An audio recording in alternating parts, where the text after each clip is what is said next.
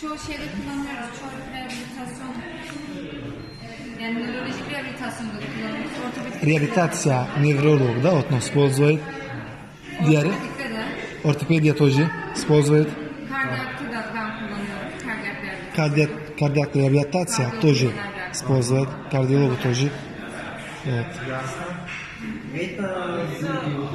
Ayağımda kullanıyorum bunların dereceleri de var. Вы можете, вот там есть, регулировать, да, вот, но